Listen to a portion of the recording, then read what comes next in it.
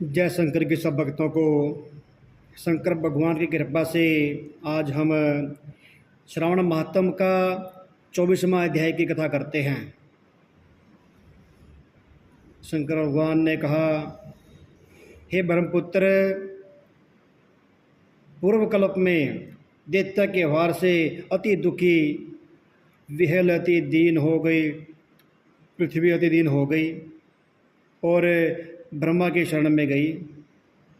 उनके मुख से कथा सुनकर देवगणों के सहित ब्रह्मा ने क्षीर सागर में बहुत स्तुति द्वारा श्री हरि को प्रसन्न किया। ब्रह्मा के मुख से यह सब सुनकर दिशाओं में प्रादुर्भूत भगवान ने कहा, हे देवतागण, डरो मत, क्योंकि देवकी के उदर से वासुदेव द्वारा अवतार ग्रहण कर मैं पृथ्वी का कष्ट मिटाऊंगा। आप देवतागण सब पृथ्वी पर जाकर यादव रूप में उत्पन्न हो जाओ। यो कहकर प्रभु अंतर्ध्यान हो गए और देवकी के जल से उत्पन्न होने पर वासुदेव ने भगवान कंस के डर से गोकुल में जाकर उसको छोड़ आए और वहाँ पर भगवान बढ़ने लगे और अपनी लीला करने लगे। फिर मथुरा में जाकर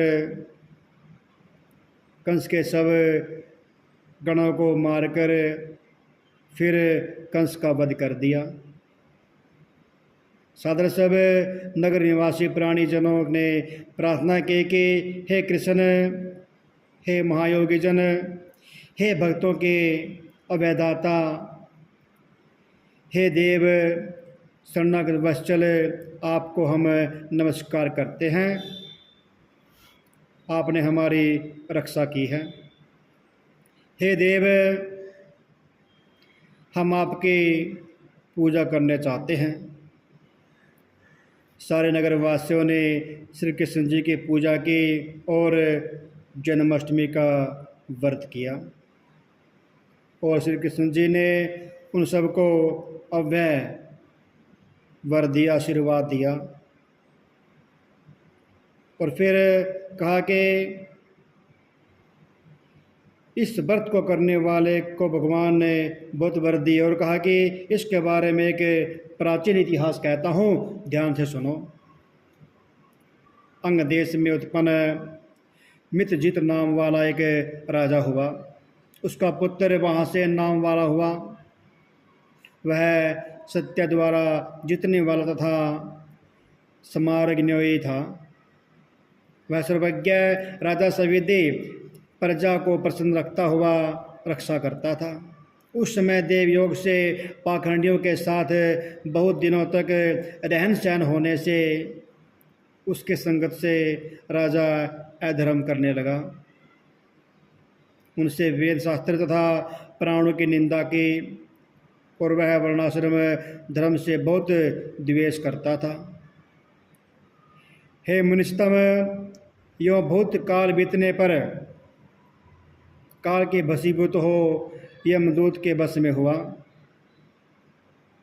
पासबंद में बांधकर यमदूतों ने यम के समीप जाकर दुष्ट संगति योग से उसे बहुत काल तक यातना दी और फिर यातना भोगकर अभिष्ट पाप द्वारा वह पिशाच योनि में गया। भूख प्यास से दुखी हो मारवाड़ देश में घूमता हुआ किसी वैश्य के शरीर में प्रवेश करके उसी के साथ पुण्य देने वाले मथुरापुरी में पहुंचा। मथुरा के पास पहुंचा तो मथुरा के रक्षकों ने उनको ध्येय से अलग कर दिया।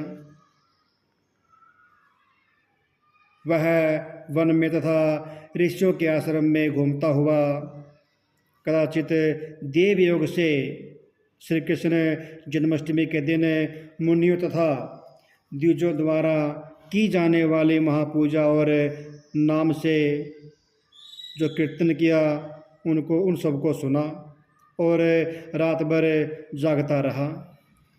सविधि सब कर्मों को देखकर हरि कथा को सुना। उससे उसी क्षण ही वह निष्पाप पवित्र हो गया और स्वस्थ चित्त हो गया। उसी समय प्रेत शरीर छोड़कर विमान द्वारा विष्णु लोक को गया। यमदूतों से व्यक्त दिव्य भोग संबंधित होकर इस व्रत के प्रभाव से विष्णु के सानिध्य में चला गया और मुक्ति फल प्राप्त किया। और जैसे कोई श्रद्धा भक्ति के साथ श्री कृष्ण जी की भक्ति करता है, उनकी लीला सुनता है, उसके हर मन की इच्छा पूरी होती है। बोलो श्री कृष्ण भगवान की जय, श्रवण महात्म की जय।